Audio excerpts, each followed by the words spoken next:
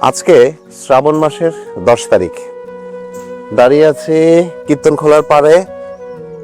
শ্রাবণের আকাশ অসম্ভব সুন্দর, এলোমেলো পূবালী বাতাস। সেই 1987 সালের একটি গান ডিফারেন্ট আছে, শ্রাবণের মেঘগুলো জড়ো হলো আকাশে, এখনই নামবে বুঝি শ্রাবণেরা ছড়ায়। এই গানটার কথা মনে পড়ে। সুবীর নন্দীর আরেকটি গান আছে, একটি ছিল সোনার কন্যা, মেঘ বরণ কেশ, ভাটি অঞ্চলে ছিল সেই কন্যার দেশ, দুই চোখে তার আহারে কি মায়া, নদীর জলে পড়ল কন্যার ছায়া। শ্রাবণের এই এলোমেলো বাতাসে মন আসলেই হারিয়ে যায় প্রকৃতির মাঝে। ঘন কালো মেঘে ছেয়ে গেছে আকাশ, মাঝে মাঝে দেখা যাচ্ছে সাদা মেঘের ভেলা। আর অল্প কিছুদিনের মধ্যে আসছে সেই কাশফুলের সিজন।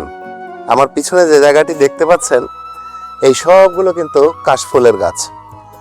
আর কিছুদিন পর এখানে সাদা ফুলে ভরে যাবে, তখন প্রকৃতি সাজবে আরেক নতুন রূপে। বাংলা ষড়ঋতুর মাস, এক এক ঋতুতে এক এক রকমের সৌন্দর্য নিয়ে বাংলার রূপ আমাদের মাঝে হাজির হয়। আমি প্রকৃতি প্রেমী মানুষ, আমি প্রকৃতির মাঝে ঘুরতে ভালোবাসি, যার কারণে বারবার এই প্রাকৃতিক সৌন্দর্যগুলো নিয়ে আমি আপনাদের মাঝে চলে আসি।